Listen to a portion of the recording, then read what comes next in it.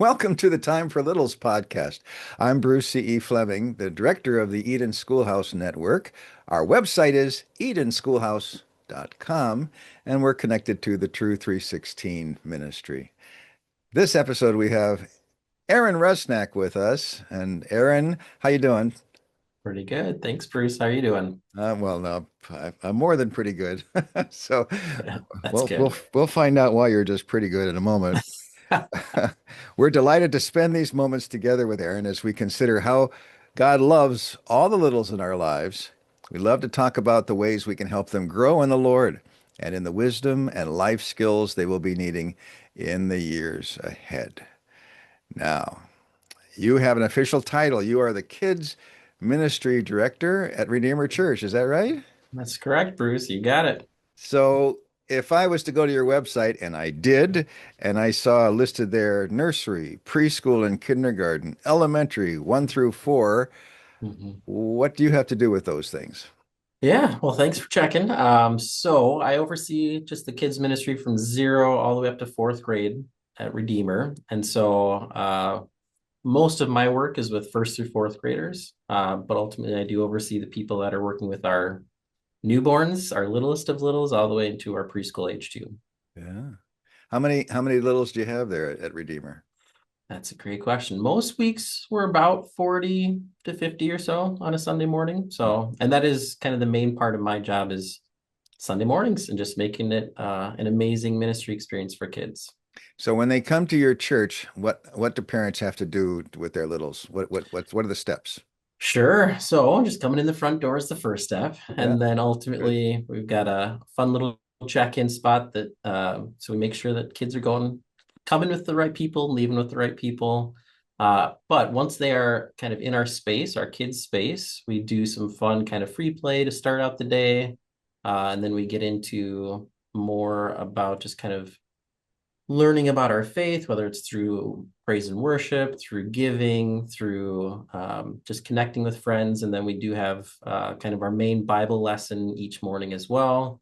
And usually the Bible lesson we split up into our 1st through 4th grade, which is, again, what I typically see. And then our preschool and kindergartners go into a more preschool lesson. And then ultimately our nursery is just full of babies. So So how would they know if they were going to go into an adult classroom or into their kids' classroom? Would the rooms look any different? yeah, I mean, the kids' space is kind of on its own level. There's nothing else happening around the kids. So we've got an upstairs where the kids are. We've got the main floor where kind of the commons and one of our worship services happens on the main floor. And then we have like a kind of basement bottom floor where another worship service happens too. So Wow. 3 levels of lots of stairs. Do you have different colors, different type furniture? How's that set up for the kids? Yeah, I mean we've got lots of colors in the space. I mean we've got some fun, just the floor tiles are all different colors, and we've got some um just some fun kind of kids decorations with lights and pictures that are all sorts of colors. We have a Lego wall, which I think is awesome. An entire wall of Yeah, Lego that you can just build stuff right onto the wall. on the So, wall. yep, and then lots of toys, obviously. So, I think I'm gonna have to come there pretty quick. yeah. Oh yeah. It's a fun spot, I will say that. Very fun. So that makes me think of Lego therapy here. Mm. So, but we'll get to that. We'll get to that in a minute. Sure. So we have 3 questions we like to do on the Time for Littles podcast as we talk to professionals and parents and pastors like you. Um, First question, your faith story. Did you come to know Christ when you were little, Aaron, or was it later on? Yeah, well, I was very little. I remember probably around the age of 5 or 6. I have 2 older brothers. I'm the youngest of 3 boys, and my parents would bring us to church pretty much most weeks. And I remember again around 5 or 6, one of my older brothers, I was talking with him about just what it means to be a Christian or to follow God. Um, and yeah, and that I was praying. I prayed with one of my brothers, um, just to again, I wanted to be in God's family, a child of God. So I was very, very young. And then ultimately my parents had us in a Christian school environment, which was really wonderful, which is how obviously you and I know each other, Bruce, a little bit. And I can remember at that time, just being in an environment of God's love, I probably I know at that point, I could not say why I enjoyed it so much or what was so special about it. But I do, even to this day, remember the sense of love and concern that my teachers had, that other parents had, that my friends had. And Yeah. obviously, nothing is perfect, but ultimately, even to this day, can just remember that environment is very formational to my faith. Yeah. Yeah.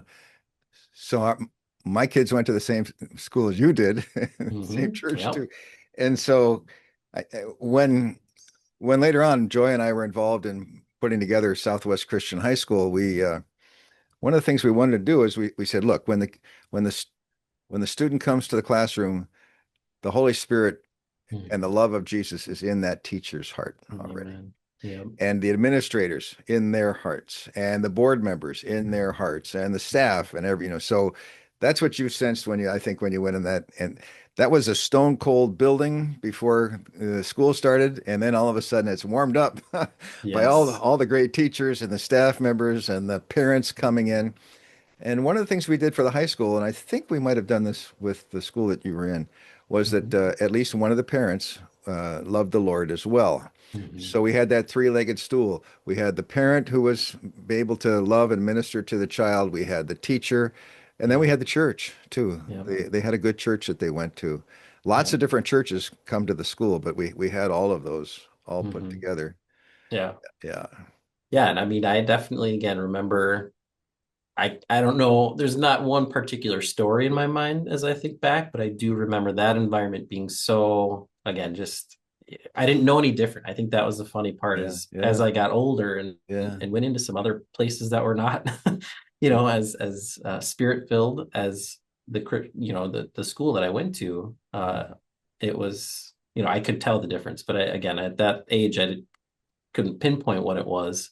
And particularly even as I grew older, I mean, my dad had always had struggles with mental health and mental illness, and so as I've reflected on that time in my life, I recognize that there was a sense of helplessness or kind of hopelessness as I grew up, and yet I could bring that into whether it was the school environment or the church environment or with family friends, and I was cared for. I was loved. I was ultimately, Yeah. again, like you said, that spirit-filled presence Yeah. was very real in my life ever since I can remember. So And in those classrooms, there was a lot of music yes, and the love programs music. and the drama. Yes, yep, yep, It was just great place for kids, just yeah. now in the wintertime. Tell me about the playground when you went out into the parking lot. Oh, lots of fun times. Lots of snow hills. Yeah. Growing up in Minnesota is lots of snow and cold. Yeah. But even, I mean, even in the cold and the snow, there was so much fun. I can just even very vividly, even now, think back to what that parking lot where we had recess looked like, and even the big kind of mural of Jesus on the wall, and Yeah. it was fantastic. Again, I can vividly see it even now as I think back, and But there were no you know, slides, no swings, no equipment. It nope, was just a just a parking lot. places to skin your knees and your palms Yes. Yep. or fall down the snow hill that the Yes. snow plows had built up. Exactly. Yep. And yet, so the Lord can take all kinds of locations, Mhm. as long as you got it in the heart of the teachers, especially, Yeah. then those are safe hours for those students. Yes. Yeah. And that, like I said, it's very formational even to this day. I can just remember, so many kind and loving interactions with teachers. And even again, when there was, two kids in if somebody hurt me or I hurt somebody else, um, there was always God's love present, even in the tense moments or the tension, God's love was very apparent throughout the whole thing.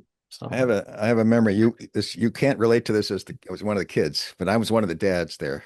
mhm. And I was talking to another one of the dads, and we both had beaters. We had these old cars. Yeah, yeah. And I noticed that holding up his driver's seat a snow brush, a scraper. Sure. So in other words, it sprung sometime, and how do you keep it up? And he just had the brush, went from the back seat up to the back of his driver's seat. And the interesting thing was, I had the same thing in my vehicle. So Uh-huh. I had a Yeah. van, he had a sedan, and it didn't make any difference. We both had, and then he made the comment. He said, "Look," he said, "look at all of our cars here," Mhm. and they were all old cars, pretty much old Yeah. cars. And he says, "Do you know where the money is for our second cars or our newer cars? We're Mhm. paying tuition." Mhm. Our family, look at all these families here. We are sacrificing for our kids. And I thought, yeah, Yes. that's who we Yeah. were. That's who we were. That's what we did, and that's what it took, and that's what it cost. And Mhm. but it was worth it, wasn't it? It was 100%. And I know my family, my dad definitely drove lots of beaters as I grew up, but that and Now, I'm not I picking on his car. I don't even remember what he. no, no, I just remember as a family that Yeah, I never considered us to be, extravagantly wealthy or anything. yeah. And yet all of our needs were met. I never felt like we were in poverty. No. And so to recognize, like you said, yeah, we might have all driven some not great cars or had something, not the newest of clothes or styles or whatever. The money was definitely well spent because, again, just that experience that I had. And then now, as I've grown up, recognize the value of it. It's can't put a price on it. So can you shift that experience? Now we're talking about a private Christian K through 8 school. Yep. What's it like now? Similar, different for in at Redeemer Church? Yeah, so I recognize it is different in the sense that as a family when I was younger, we were growing up in church in some ways. The tricky part for our family in particular was my mom delivered the Star Tribune on Sunday mornings, and Mm. so and not Newspaper. and Yeah, yes, the newspaper that's yeah, still around, but yeah. just in a different form. But ultimately, yeah, delivering newspapers on a Sunday morning. My brothers and I would help her, and so we would typically be up until 3 or 4 a.m. on a Sunday morning, getting those delivered. So Yeah. getting to church sometimes is a little trickier, but um, again, I could recognize the value that my parents placed on it. That we would, as much as we could, make it to church. Yeah. And obviously, again, the supplemental that I think my parents trusted in was to have that education, Christian education, to have us in that as well. Where I'm at with Redeemer right now, we do have a preschool in addition to just the ministry that I do. I'm not in charge of the preschool ultimately, but just to again have a learning environment, a school environment, 5 days a week during not just on Sunday. Again, I love the value of it. I love that as a church at Redeemer, we have placed the value on a Christian preschool to say, Mhm. especially now, I mean, there's a lot of free options for preschool, but there is something different about a Christian environment and a Christ-centered, spirit-filled experience for preschoolers. And my own son, as a 3-year-old boy now, is Uh, in preschool right now as we speak. So mhm.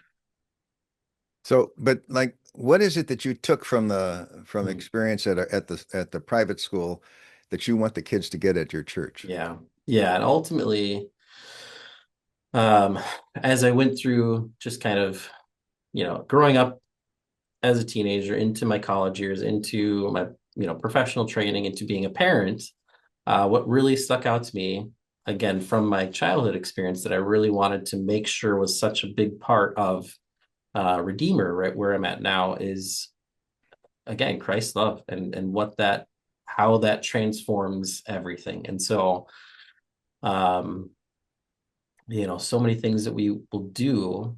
Um, I always start with, I mean, even just prayer and how to invite God into that presence to recognize, God, what you have for us might be different than what I have planned for or hope or expected. And so, even to help me be aware through the presence of His Spirit, that each child that comes through or that is in the kids space on a Sunday morning or even in the preschool, that God's love is felt. That they feel seen and heard and cared for and loved, and that there's that relational kind of understanding that kids have that, again, they probably can't say, oh, this is why I love it so much. It's because my teacher loves me or because Whether a volunteer or show me kindness and care and concern, but they know it, they feel it. And so I recognize that, especially as brains develop and as humans, we develop a sense of, um, we feel before we can think. And so ultimately that is where we start, is we feel loved. And then out of that loving relationship, we can then get into, well, why do I feel loved, or why does this person love me? And, then we can get into the more kind of cognitive learning. But it always starts with that sense of, do I feel loved and seen and heard and understood? I respect that. All right, at this point, then I'm going to just dip into your bio because there's influences in your bio popping up in the conversation here. Yeah, Okay, sure. so all right, who is Aaron Rusnak? Aaron has a bachelor's degree in psychology from the University of Northwestern St. Paul. Wonderful school. Amen. Master of Social Work from St. Thomas University and St. Catherine University in St. Paul. Mhm. So that's social work. Yep. Aaron's vocational work includes work as an outpatient therapist for 8 years Mhm. and children's ministry now for 3 going on 30 uh, Yeah. Yes. as the Lord leads. Yes. So I'm going to hit you with question number 2 then, your Yeah. ministry story. How did you get from that to this?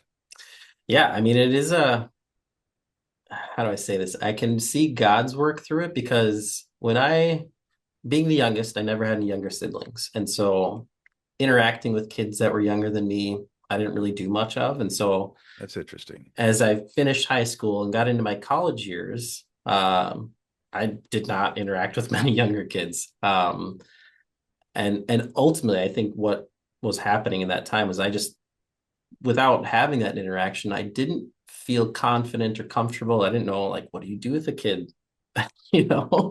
And so What do you do with that's it? why I think it's just a funny.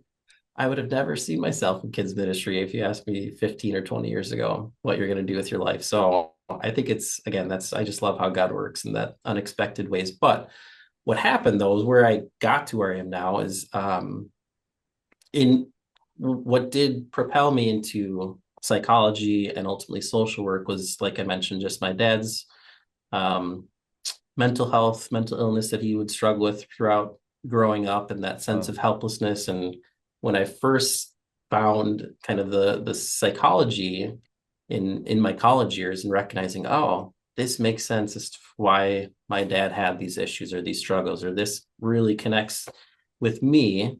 Um, I could get beyond the helplessness, I guess. I felt like, okay, this is something where I don't need to feel helpless. I feel like I can help. I can do something. I don't need to just sit back and, kind of, in the difficult emotions, not know what to do with it. And so I first experienced that at Northwestern, even a little bit before that, when I was at Normandale College, community college. And so that got me into the world of psychology. I got my bachelor's in psychology, like you mentioned. And then I found, well, there's not a whole lot of jobs that only require bachelor's in psychology. So I thought, well, that next step then is the master's degree. So, because I did recognize even at that point, like, yeah, it'd be a really meaningful experience to be a therapist. Even during that time before I got into my social work degree, I was volunteering with the youth group at the church that I was attending at the time.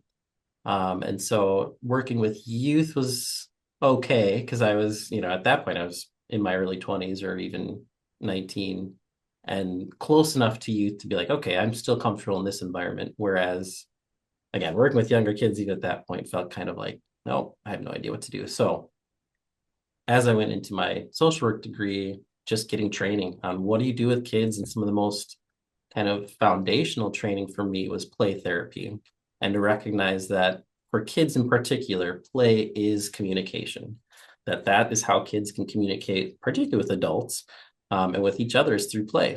And so recognizing, okay, well, as we do play therapy, children will play out themes that they understand from their own life. oh yeah. And characters take on similar roles as people in their life. And so that really was like an eye-opening experience to me, to recognize, yeah, kids love to play, and Hmm. ultimately they are communicating through how they play and what they say during their play, and how all these things are kind of happening within a play environment. And so that was, again, eye-opening for me to recognize, oh, you play with kids. I mean, that is one of the ways that you can communicate with kids is just by playing.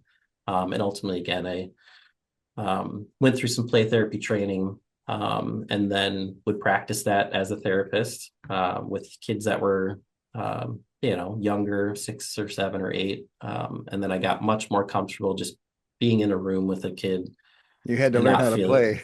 exactly. I did have to learn how to play, Oh, wow. which is funny, but it is true. I've definitely Yeah. seen that time and time and time again. And even now as a kids ministry director, I find it really important for me in connecting with a lot of the kids to just play with them and just to Yeah. just, sit with them, be on their level, whether it's playing cards or playing a card game or, whatever it is, just to play. Get on the And floor. yes, Yeah.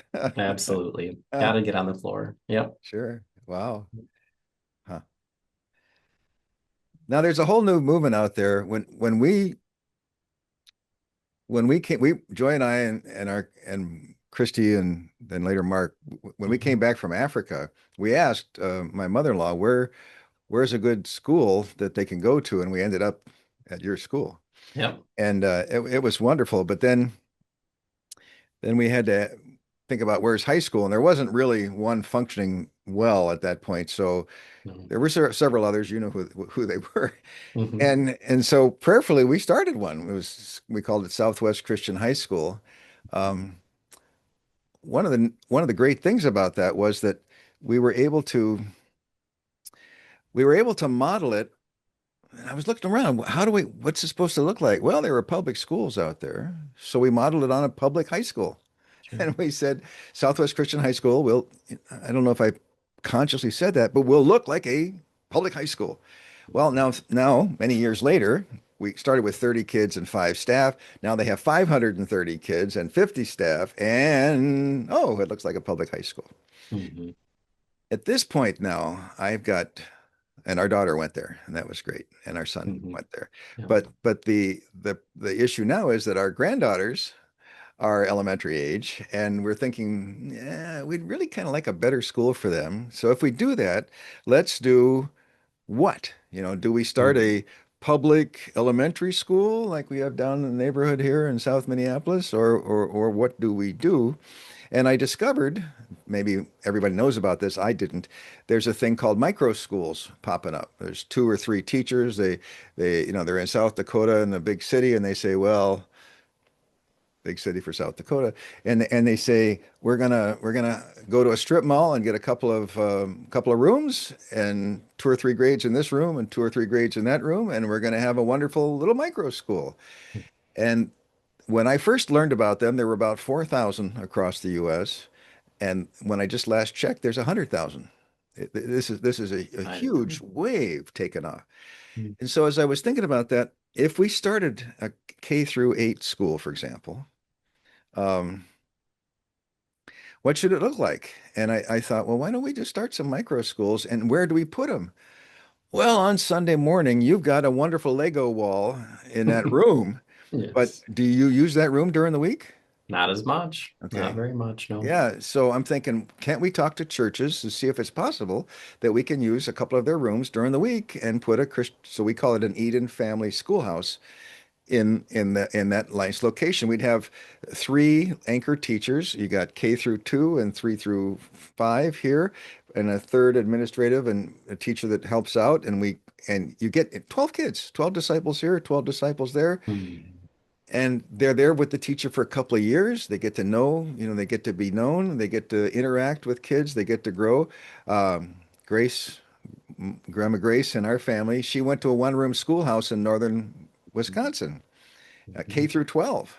Mhm. And she and her sister Merle, what their job was when they got a little bit older is they'd go across the road and they would stoke up the wood fire, break the Yep. ice so they could have and get it ready for the other kids. And that was the one-room schoolhouse. And Mhm. my hope is that we can do something like that. Not just, I'd like to do it in the metro area here, Yeah. enough that we can, encourage each other, but also move it out to other places, other locations. We have another podcast which is called the Eden Podcast, and we Mhm. now have It's amazing. The Lord's blessed it. We've had 250,000 downloads from 150 countries and every state in the U.S. And so what I'd like to be able to offer to people, say, this is a model that you can take, that you can use, and then you can bless your kids, and they will be loved every day of the week. And they can learn to love the Lord and learn the important things that they need to grow up and be, Right. professionals or whatever, whether it's a truck driver or a brain surgeon, what all of those things, as moms and dads. Anyhow, that's my Yes. that's my And I love it, Bruce. I mean, when we first started talking a little bit ago about the micro school, I had never heard of it. So uh-huh. you introduced me to what a micro school is. And then I obviously did a little bit of research and kind of learned a few things and just to hear you talk about it, to hear the model, in short term, like you just said, I mean, so much of it to me makes sense as, in the different backgrounds that I come from. One, obviously, being a Christian and recognizing, like you said, 1 to 12 ratio is very great as far as, Yeah. that's what Jesus did with his disciples. Oh yeah. Um, and then beyond that, I mean, the scientific, psychological, relational, socio-emotional, um, components that come out through micro school, you cannot duplicate or replicate that within a public school setting. It's a Yeah. 1 to 30 ratio, or Yeah. it's a different ratio. That's It's a what I had. different Yeah. experience, right? We Yes. we Yep. had that we had the desks in rows. They were attached to the floor. Yes. I was in Yep. Pittsburgh, Pennsylvania, and there I remember where my row was, and I couldn't move, and all day long, there I was, Mm-hmm. kindergarten. There I was, first grade. It was just I Mm-hmm. didn't know anything else, but it Yep. it wasn't all that much fun. Yeah. Yeah, I can imagine. And even being at a smaller Christian school for my elementary years, it was a similar setting. Obviously, like you said, there's desks and maybe Yeah. 15 to 20 in that range ratio, which was great. And yet, to me, I recognize again, like I said, whether it's through my own, just kind of through my life, and I've got 4 of my own kids, and the different experiences that I've had, is that relational component is so vital, to who God is and ultimately Yeah. raising kids. And Yes. so even the Yes. 1 to 15 to 20 is fine. It works. It's not a bad model by any means, but how much better is a 1 to 6 to 12 in that age range, or in Yeah. that number Yeah. model, of just being able to teach kids? Because so much, again, going off of just some of the training and just my experiences, is kids learn so much not through words. I mean, they will learn through words too, but ultimately, like I mentioned before, it's they learn through actions. They learn through the relationship. And again, if they feel safe and understood and cared for in a relationship, they can then learn Uh-huh. what 2 times 2 is, or Yeah. what the history of the They're United not States, or distracted. They're yes. wide open, right? Give me more. Yes, exact. Yeah. The capacity to learn is so much higher when they're in a loving relationship, that they do feel understood. Uh, They can feel that sense of being loved. So yeah, I love it. So yeah. let's say, so the model to me just stands out as like, yeah, this just makes sense with how God made us. Yeah. The scientific kind of things that we've learned in psychology and in all the social work stuff that I've done, is Yeah. it's relationship is vital. It's foundational. So Well, I like our relationship. yes, me too, Bruce. I love At, it that we've at our, been gr- at our reconnected, and yeah, at our grown-up level here. All right, yep. so this is the Time for Littles podcast. Our website is edenschoolhouse.com, and we're going to be featuring these interviews as well on our major YouTube channel, which is TRU316. So if you go to True 316 Foundation, you're going to find the video of the Time for Littles podcast again with Aaron Rusnak, the super kid leader at uh, at the Lego church in Fridley, Minnesota, Redeemer Church. What's your website at your church? Yeah, thanks for checking, Bruce. So our website is redeemermn .org, or um and yeah, sorry, I forgot what I was going to say. Sorry, redeemermn.org. Okay, we'll do it with that. We'll do it with that, and we'll say thank you so much for this episode. Thanks, Aaron. Absolutely. Thanks, Bruce. Good to see you. Thank you. Mhm.